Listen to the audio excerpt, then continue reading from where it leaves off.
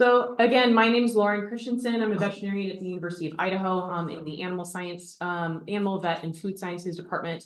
Prior to being faculty, I was in private practice for a number of years and I did primarily beef, cow, calf type stuff. So now I mostly teach undergrad animal science students. I teach vet students over at WSU, and then I also get to come and do fun extension events. So thank you guys for having me today. I'm going to go through a couple different topics, kind of briefly go over some calving stuff and some scours things and maybe a couple new things to kind of help you guys out this season. We could spend all day talking about many of these things, but wanted to kind of bring some more animal stuff to today. Thanks, Scott. Alrighty, so we're moving on to next slides. One of the concepts I wanted to talk about today is just, again, an overarching idea of when do we intervene for calving difficulty, right?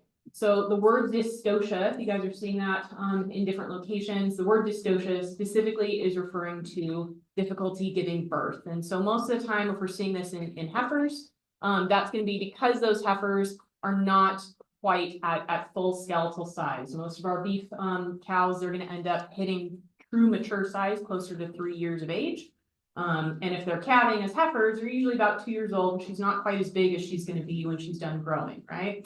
So we think of that as a fetal maternal mismatch. In this case, either that calf is too large for her.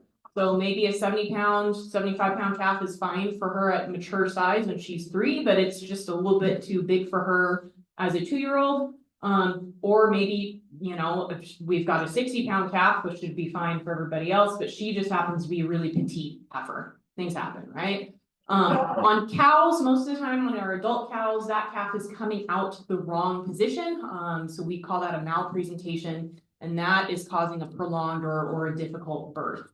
Other big concepts for these guys is that if we intervene early, we generally have a better outcome. So our big concern for our heifers, of course, heifers tend to have poor conception rates if they had dystocia as their first calving, so they had difficulty giving birth. We also see a longer breed back interval in those heifers. Obviously, risk of losing calves, right? So for those of you that did raise your hands, how much are calves worth right now? A lot, right? Do you remember when you could get them for free at the sale? Like a couple of years ago, people just kind of gave you these drop calves. That doesn't happen anymore, right? So it matters. It really does matter. And trying to reduce calf mortality, not just during the birth process, is really important. But those calves, if they become stressed during dystocia, they are at a much higher risk of being weak long-term, having a hard time figuring out how to nurse, having a hard time staying warm, and they're actually much more predisposed to disease, including scours in that first week or so of life, right? So even if we got them out okay, they're still going to be on my radar for calves that we need to keep an extra eye on, right? So quick review, again, I teach undergrads, so you guys get the quick undergrad spiel again today. Quick review for anatomy and some vet stuff. We have 3 stages of parturition, okay? What I'm going to tell you guys is kind of what our normal time frames are, and we're usually intervening if these take longer. So our normal 3 stages, normal time frames, we're going to start with stage 1, and that's when the cervix is going to be dilating and that calf is moving up into this like diving type position, right? So we've got the nose, we have the 2 front feet of the calf moving up into the pelvis, into the birth canal. So that's my picture up here on the top right. That's our normal position, right? That calf's getting ready to come out like a diver. And the calf doesn't spend the whole pregnancy in that position. He may be laying on his side at some point, he may kind of roll around.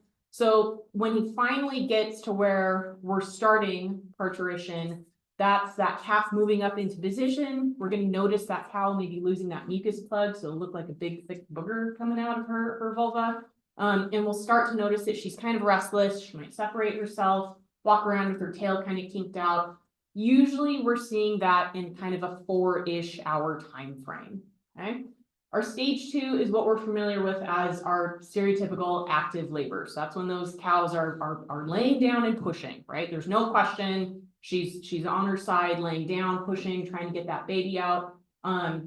We call this our active labor stage, and we're really looking for heifers to get this done in about an hour.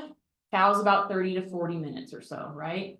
Partly because heifers all of those tissues really haven't gone through that process before, so she might need a little bit more time for those tissues to relax and stretch out. But she also may not really, you know, kind of know what's going on. She's a heifer. Cows, we expect them to be able to have that calf a little bit faster, right? And then stage 3 is going to be ultimately passing the placenta. That's going to be that kind of afterbirth type material. So this is actually, this is one of our cows here at our Nancy Cummings Center. So that's our location in Carmen, Idaho. So this is that same cow. So she calved, looking off her nice little baby. And then we've got some fetal membranes hanging out. She should pass that placenta ballpark within about 4 hours. So technically, if we want to get in the weeds, we're going to consider a placenta retained after about 12 to 24 hours in beef cows. We'll talk more about that on the next couple slides, but I usually don't get super whipped up about these initially, and that's going to be very species specific though. So if you have sheep and goats, horses, that's a different conversation. So when do we actually intervene? Okay, so stage 1, this again is when that calf is moving up into that normal diving position. That cow is kind of wandering off again. So this is another cow at our Nancy Cummings Center, and she's off by herself on this pivot. She's got her tail doing that kind of weird kinked position, right? And kind of sniffing the ground, finding a good place to have that calf, right? So I'm going to make a note. I have binoculars in the truck. I look for her ear tag. I make a note of that in my little notebook or on my phone with a time on that. And then make sure that I'm checking her later in the afternoon to make sure that we've moved to kind of our next stage, right? So probably the most common, one of the more common reasons actually for these guys to not move forward would be if this calf is in breech. So breech is when that calf is trying to do a cannonball. Doesn't work that way. So this calf's trying to come out butt first, right? There's no feet in the birth canal. There's no nose.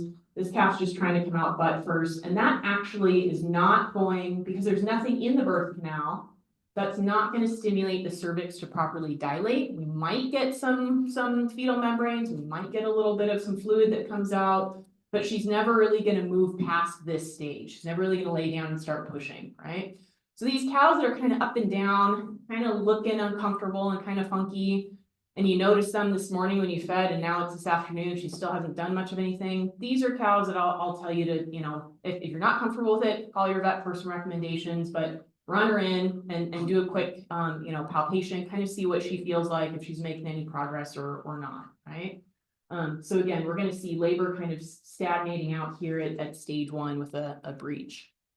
Stage 2, again, this is our like active labor, so the cow should be laying down and pushing. So again, for reference, top right, this is normal. We want to see these 2 front feet coming out, and then shortly followed by that calf's nose as it's kind of diving out, right? Again, heifers, I'm shooting for about an hour. If I see her laying down and really pushing, you might see a foot kind of coming out a little bit, maybe going back in. I make a note in my notebook or on my phone to come back and check her in a little bit. I might sit there in the truck and not disturb her, but I'm going to come back and check on her in a little bit to make sure we're going places, right? So regardless if we aren't making progress, if we see something like this, so we've got just a nose and a foot, I need that other foot, right? The calf isn't going to come out very well if we've got a leg back. The other part on this picture, I'm not sure how well you guys can see in the back, but this calf's tongue is really, really swollen. And you see that after they get stuck basically in the birth canal for too long, they'll end up with some additional fluid and swelling that accumulates over time. So that's going to be a sign that this calf's in distress. Probably need to get in there and help it out, even if that foot's not too far back behind, right? Anybody see? You guys tell me what's going on here. This is my other new favorite picture. Backwards, thanks guys. So this calf is coming out backwards. And if you guys can kind of see on this picture, we can actually see that the toes are pointed. We can see the sole of the hoof is actually upwards, so that kind of yellow portion is up. We can also see the dew claws are on the top part versus this is a front foot, so we can't see the dew claw because it's underneath, right? So this is a holy moly, I need to get this calf out sooner rather than later. So if you've got calves that are coming backwards, this is not breech. Breech is butt first, right? Tail first, it's a cannonball. They're coming out backwards. They usually can be born on their own without assistance, but I worry if that cow takes too long, as it comes out backwards, we're actually pinching off the umbilical cord in the pelvic canal, and that can disrupt the blood flow to that calf and actually result in a stillbirth.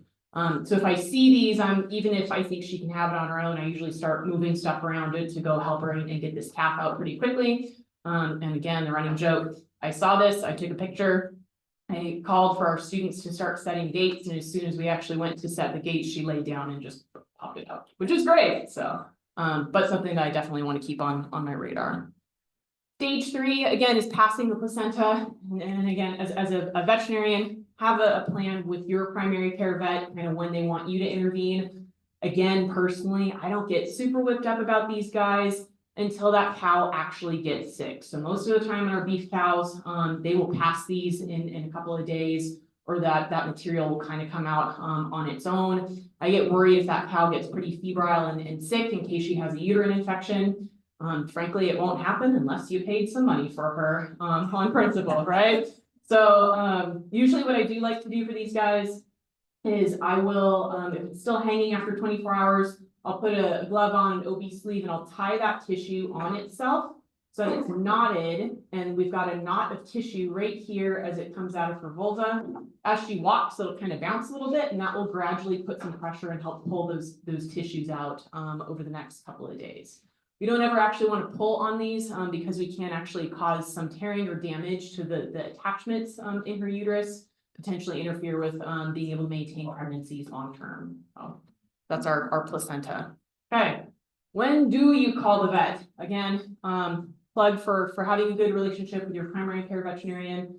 We're trying to train some more primary care veterinarians to do large animal stuff and keep them here in Idaho. So those are my students I work with at WSU, but times to call, right? And most of the time I would appreciate a call and just kind of have it on my radar, even if you guys just have questions, but it's something you're gonna end up handling on your own, right? So if you're not familiar with pulling a calf, you're not comfortable doing it, please call your vet, right?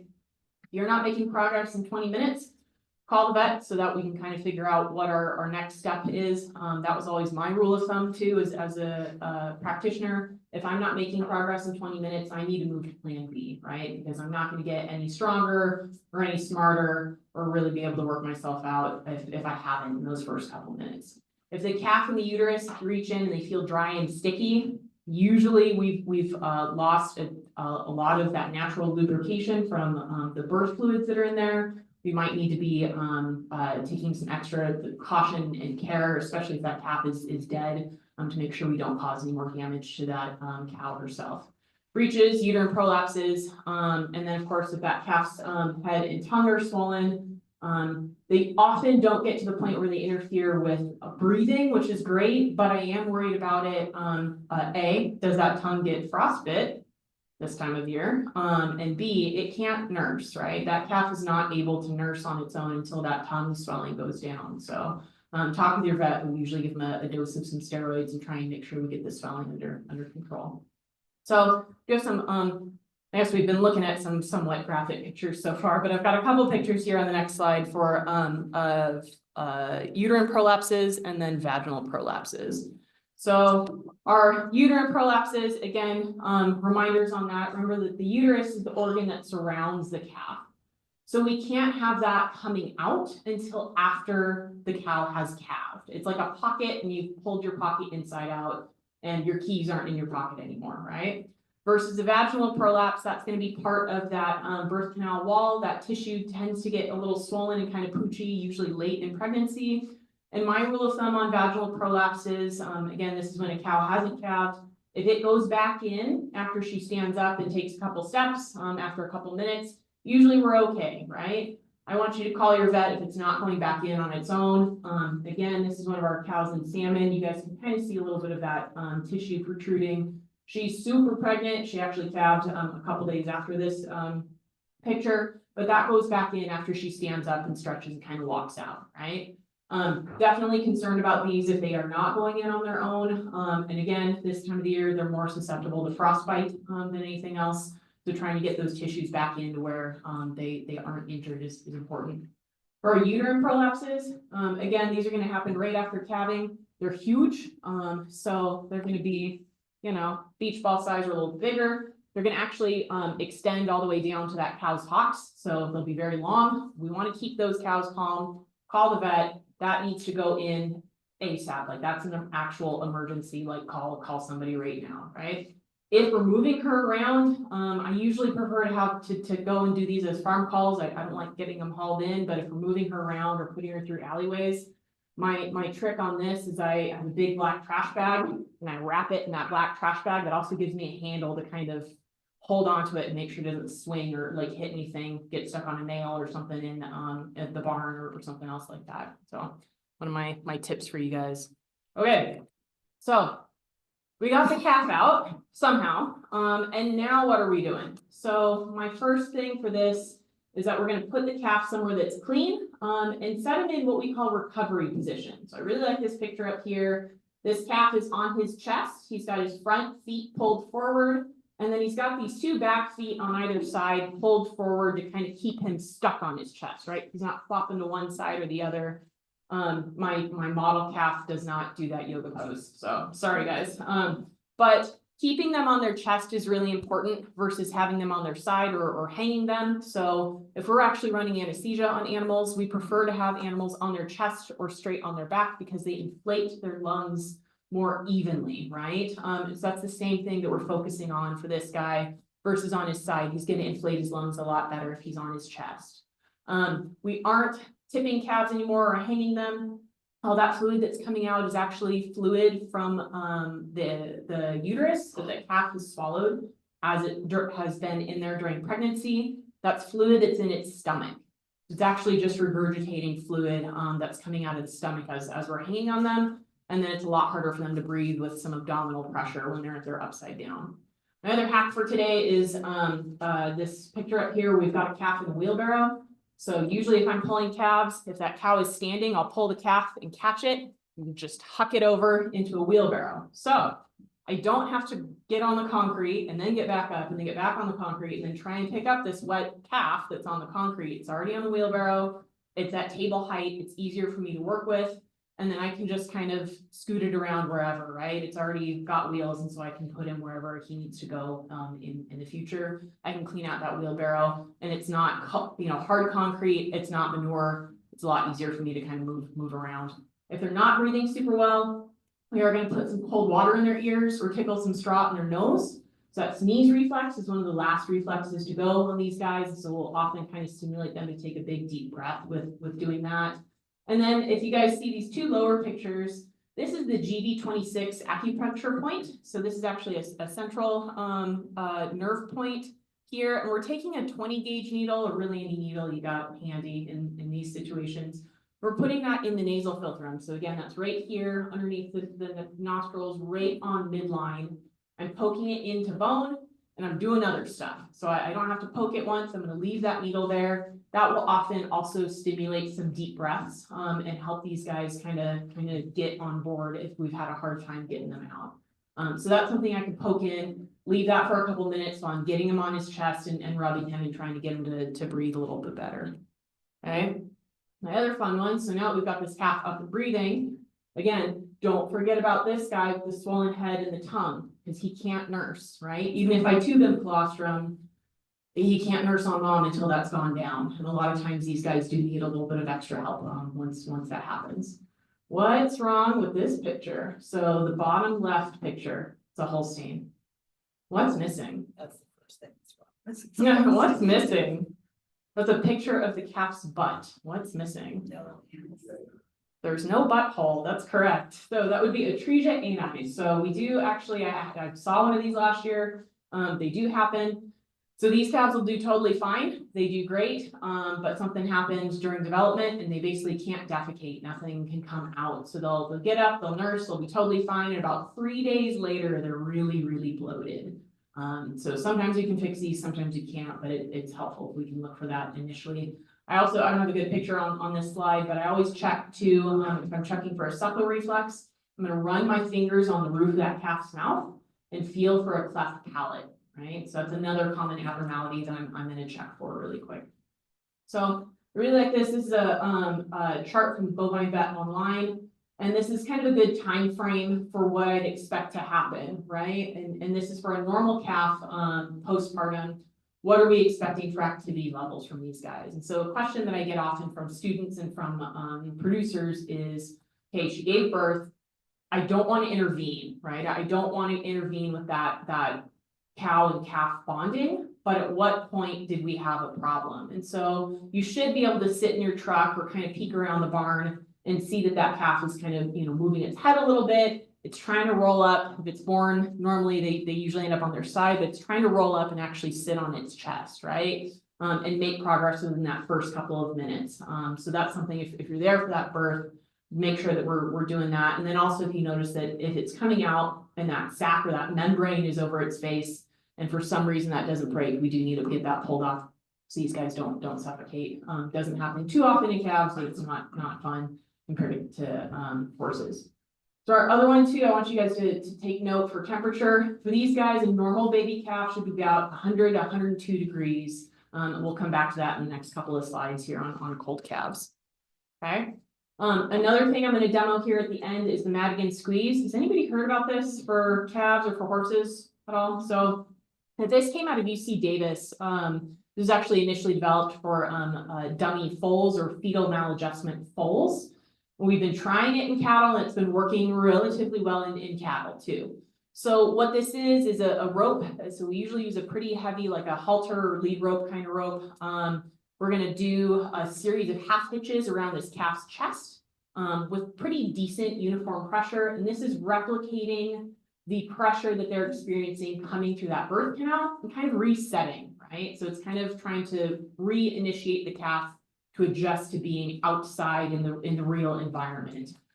So these are for those dummy calves that they just don't quite seem to understand what's going on. The light bulb hasn't quite clicked. They may not have a good suckle reflex, and they're just kind of slow to kind of get with the program. So for calves, I like to do this, and actually I'll tie a quick release knot in this and leave them for 20 minutes. I set a phone timer and go do other chores, as long as mom's not going to step on them or anything. Come back and I'll take this off.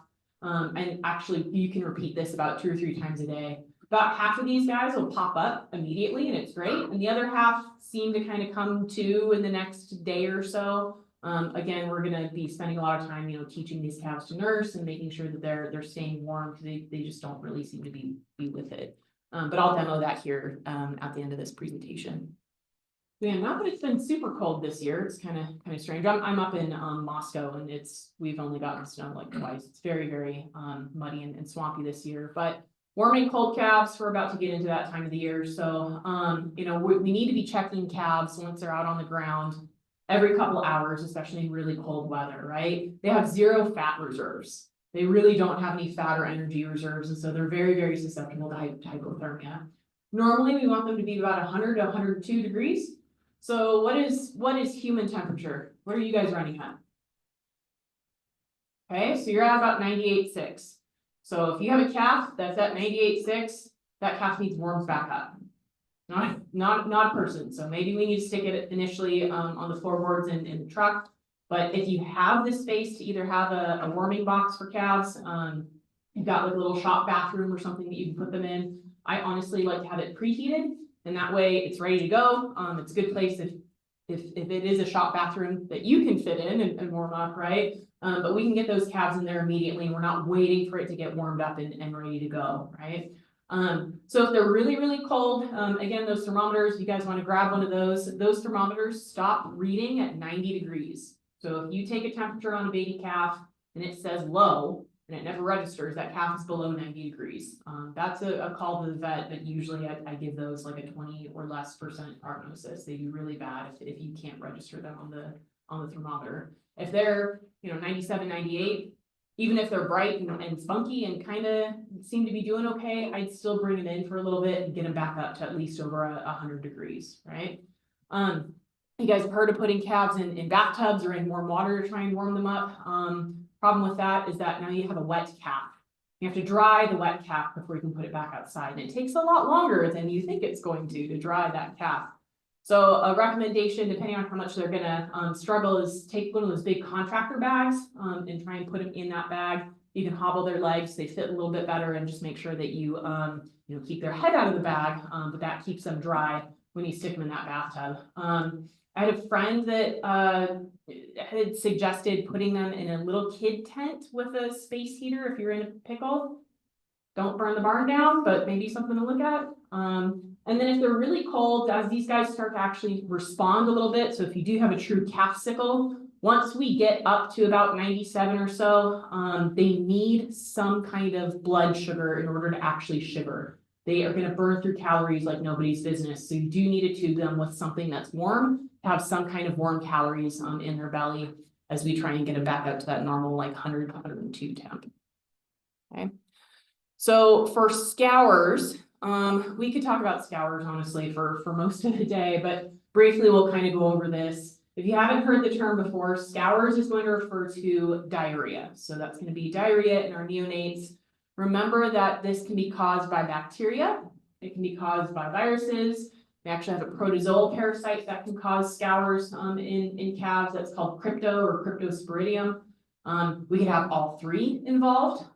We could have a couple bacteria and some viruses involved. E. coli is going to be your most common bacteria, and we often have E. coli that's shed normally in cow feces. Where is their cow manure? And where isn't their cow manure, right? So really these guys, even if they are born into a really hygienic environment, it's hard to keep them from being exposed to manure sources for this, right? My other takeaway is remember that you can get scours. If you've had the scours before from calves, you probably have some fun stories. So don't forget that you too can get some pretty gnarly diarrhea from E. coli, salmonella, and then also our cryptosporidium parasite. The rotavirus, bovine rotavirus and bovine coronavirus are species specific, which is great, but make sure that you are washing your hands again. Make sure that the high school kid that works for you part-time knows that they need to wash their hands. That kind of stuff, right? That's always a fun one to explain to my vet students if they've gotten or not gotten scours yet. So if we've got a little bit of loose stool in the first couple of days of life, milk scours is kind of that normal like soft serve type fecal material I've seen coming out of these calves. As long as it's kind of soft serving, I'm not super worried, and those calves seem bright and alert. But I've got, again, I apologize, they're Holsteins, they're spotted Angus cows, right? So this calf down here on the bottom left, I don't like this poopy butt on this calf, right? It's not super watery feces, but I am worried about this progressing. So I'm gonna make a note in my notebook and come back and check. I also don't like if this is a beef cow or beef calf. I don't like that mom's doing a bad job of keeping this calf clean, right? So maybe it's a heifer that isn't really doing a good job.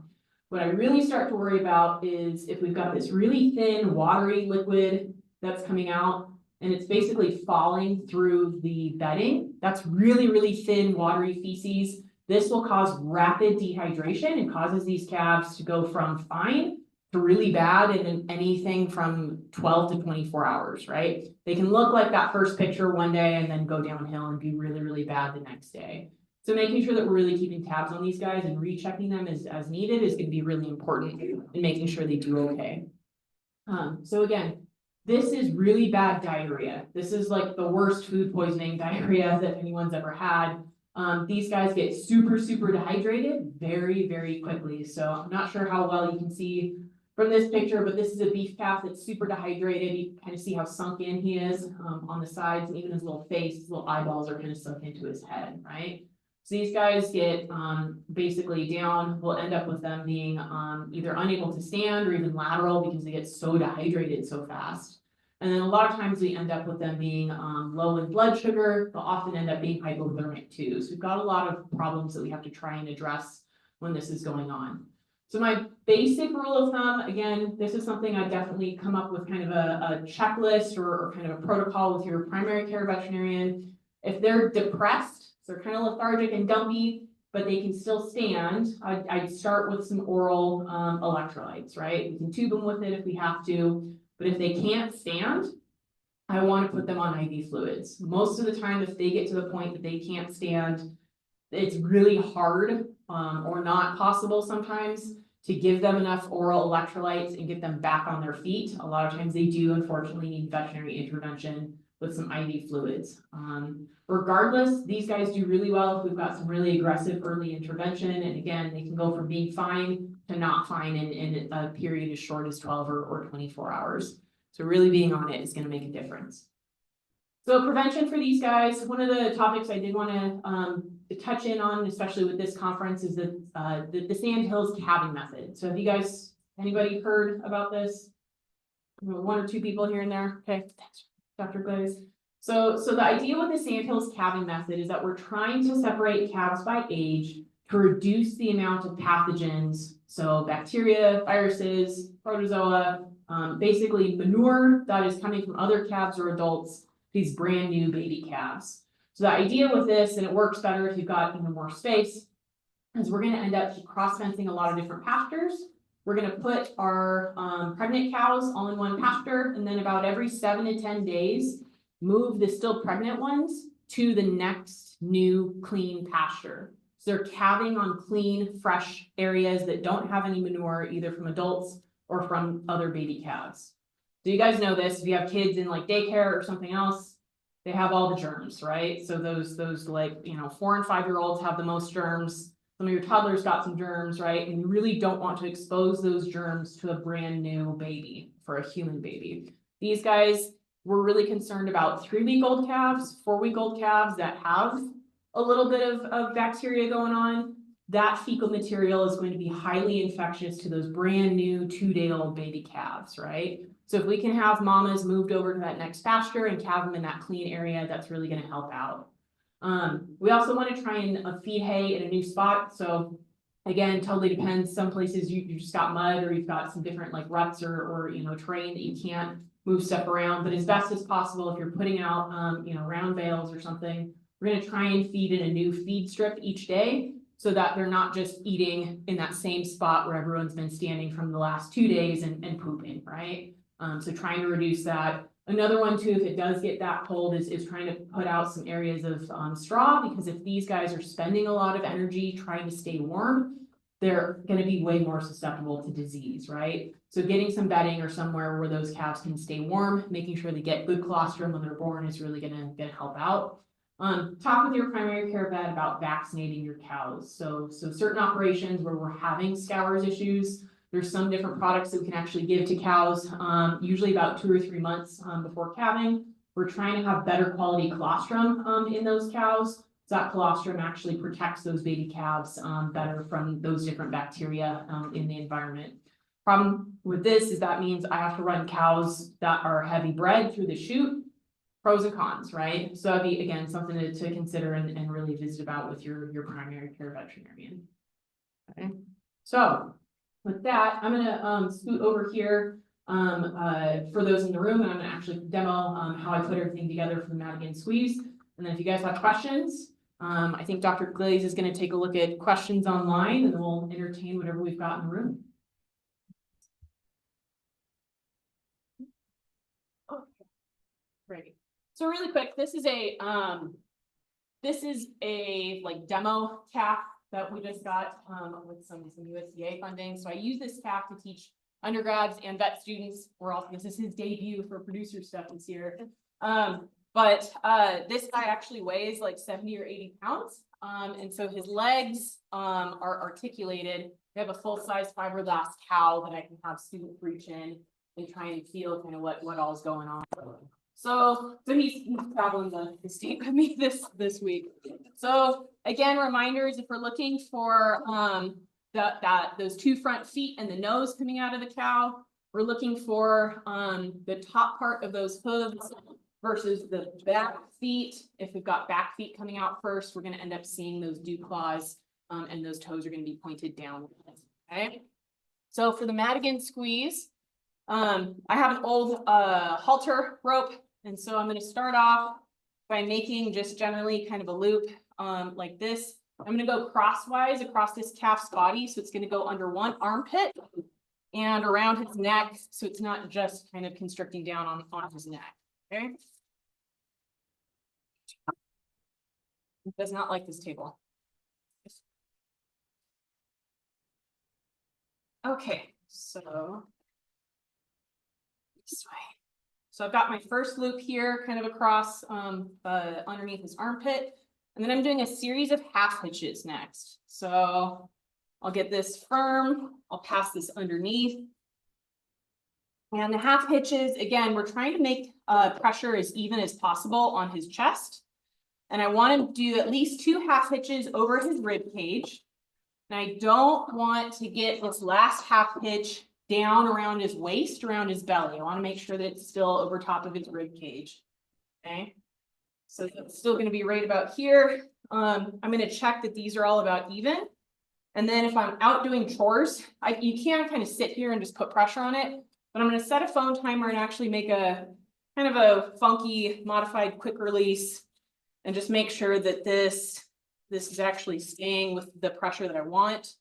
And then go do some other chores. Again, this is not going to work. Yeah, that'll work.